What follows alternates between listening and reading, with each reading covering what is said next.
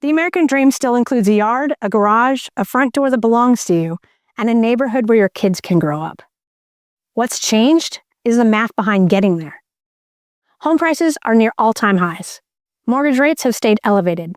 The median home sale price hit $414,000 in April 2025.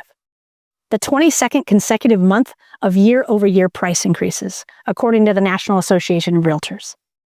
And for millions of working families, the gap between wanting to own and being able to own has never been wider. That gap is not closing, and it's created one of the fastest growing residential real estate categories in the country: build to rent, or BTR. It's exactly what it sounds like. Communities of single-family or townhome-style homes, built from the ground up, specifically for long-term renters. Not apartments, not condos, actual homes with yards, private entrances, and garages, designed for families who want the single-family living experience, but who are choosing not to buy. BTR home starts hit over 130,000 in 2024. That's a 134% increase compared to 2019, according to major industry research. Institutional investment in build-to-rent reached $14.8 billion in 2024. That's a 27% increase year over year. This is not a new concept that might work someday. It's an established and rapidly scaling asset class that institutional capital is already moving into aggressively. Here's the important thing to understand about build-to-rent demand. It's not driven by people who can't find an apartment.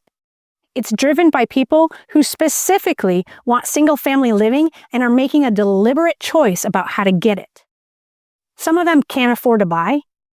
Home prices and the carrying cost of a mortgage have pushed home ownership out of reach for a large portion of the population, including many people with solid incomes.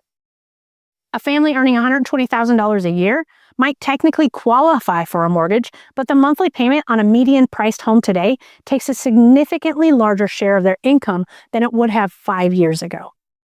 But some of them are choosing not to buy even when they could. They want flexibility. They don't want to be responsible for maintenance and repairs. They value the ability to relocate if a career opportunity comes up.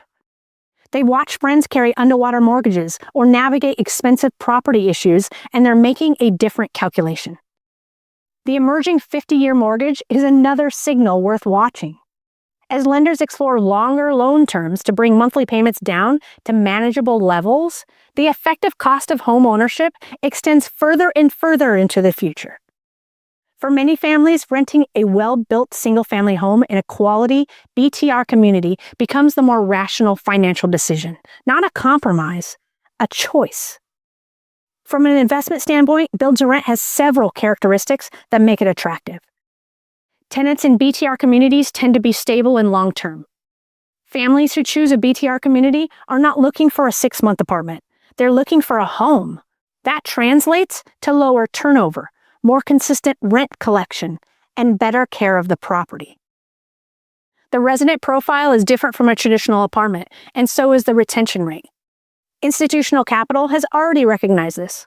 Pensions, insurers, and large private equity firms have been rotating significant capital into BTR because the demand profile is highly predictable and the fundamentals are strong. When that level of institutional validation shows up in a sector, it's a signal worth paying attention to. And build-to-rent is not directly competing with home builders for the same buyer. The renter who wants single-family living without ownership is a distinct market. They're not choosing between renting and buying. They've already decided not to buy. That makes BTR demand more stable and less vulnerable to interest rate shifts than home builder sale volumes. We apply the same necessity test to build-to-rent that we apply to every asset class. Will people still need single-family rental housing in a recession? Yes. If anything, affordability constraints in a downturn push more people toward renting rather than buying, which strengthens BTR demand rather than weakening it. Is demand structural rather than cyclical? Yes. The drivers, affordability gaps, lifestyle preference, workforce mobility are not tied to economic sentiment. Does it cash flow conservatively underwritten? That's always the test. If we can't make the numbers work without relying on optimistic assumptions, we don't invest. BTR is one of the newer additions to our strategy, and we are selective about the markets and operators we partner with. But the demand story is compelling. The institutional validation is clear, and it fits the philosophy we built everything on. America is changing, not because people stopped wanting to own a home. Most of them still do. But because the path to ownership has gotten longer, more expensive, and for millions of families, it no longer makes financial sense in the near term. Built to Rent exists to serve those families with dignity. Real homes, real communities, real quality of life. And that demand is going to grow for years. That's the story behind why we invest in it. And it's one more piece of what backs your Freedom Notes investment. Go to chatwithfreedom.com to learn more about our portfolio, about how we think about protecting your capital across all 4 of these asset classes. I hope this was helpful, and I hope we have the opportunity to work together.